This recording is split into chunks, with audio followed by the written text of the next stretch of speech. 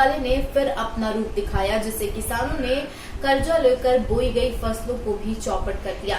किसानों का कहना है कि हमने जो फसलें बोई है वह पूरी तरह से नष्ट हो गई है, अब हमारे पास कुछ भी नहीं बचा।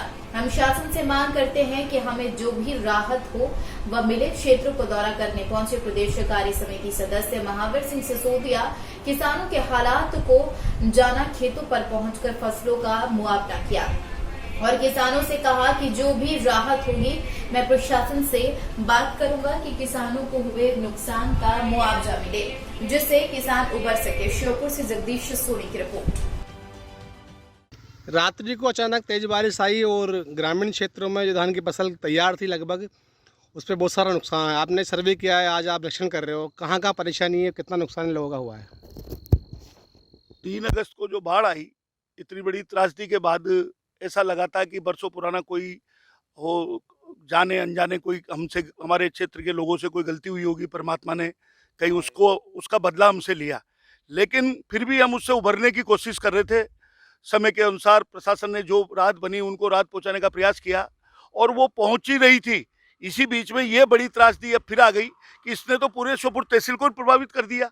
श्योपुर तहसील का आज मैं रात को धलाना था, तो धलाना में 5 बजे बारिश चालू हुई, तो धलाना से निकलता हुआ जब मैं आ रहा था तो तेज बारिश में 7 बजे तक तो मैं श्योपुर आके पहुंचा और उसके बाद मुझे लगा कि ये श्योपुर तक बारिश होगी। फिर मुझे बड़ौदा आना था, तो बड़ौदा वालों ने बताया कि बारिश तो यहाँ 4-5 बजे से 5 या 6 बजे से तो यहाँ पहले प्रारंभ हो गई, तो उन्होंने कहा कि आप बड़ौदा मत आओ।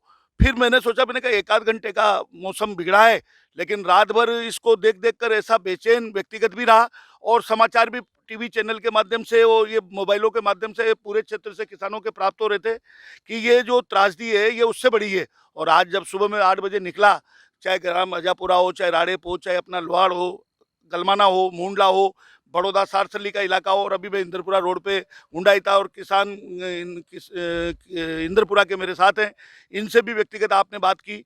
ये नुकसान 90% से कम नहीं है, 50 से ऊपर का नुकसान है।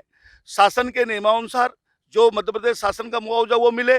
और आज मैंने संस्था वालों से भी बात की, सहकारी संस्थाओं से, कि आपने क्या इनका बीमा खरीफ फसल का काटा है? तो उन्होंने कहा कि खरीफ का हमारे बड़ौदा क्षेत्र की किसी भी सहकारी संस्था में किसान ने बीमा नहीं कटाया। यह दुर्भाग्य की बात है कि किसान तो उस टाइम को पीड़ा में था, बाढ़ आ गई थी, उससे कोई सुध नहीं थी। किसी कारण से अगर वो बीमा उस वक्त किसान नहीं कटा पाया तो जिला प्रशासन और राज्य शासन के उच्च अधिकारियों से चर्चा करके इस विषय को सुलझाने का प्रयास करेंगे, ताकि वो बीमा अगर वो सहकारी संस्था से ही अकेला जुड़ा है तो वहाँ से उसको मिले, और अन्य प्राइवेट बैंक और नेशनलाइज बैंकों से भी अगर वो जुड़ा है तो वो बैंक का बीमा भी सैटेलाइट के द्वारा भी जो होगा सर्वे, इस आंकलन पे प्रशासन की निगाह रहे, ताकि पूरा मुआवजा हुआ है फिलहाल में वर्तमान में धान को लेकर, इसके लिए मुआवजे के लिए क्या प्रयास करेंगे?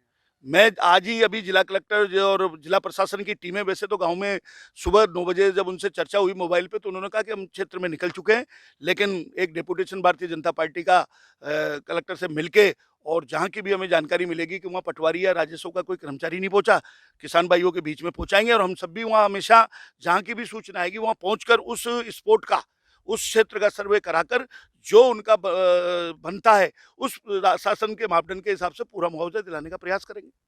वो तो 90% ही मान के चलो। नुकसान तो क्या है कि उसमें अभी तो पकी नहीं है सारी, मतलब आड़ी पड़ गई, कच्ची हुई, अब कोई मतलब कंप्लीट पूरा नुकसान हो गया आप लोगों का? मान के चलो जी, वो तो कुछ भी नहीं बचा आपके पास। पहले बाढ़ से निमट गया, तो ये भी निमट गया, कुछ भी नहीं बचा। कर्जा करके वैसे फसल करी आपने, किन लोगों ने मेहनत करके 100% नुकसान। चलो साहब, ये तो आने वाला नहीं, चारा ही मान के चलो, कटाई सड़ेगा नहीं है।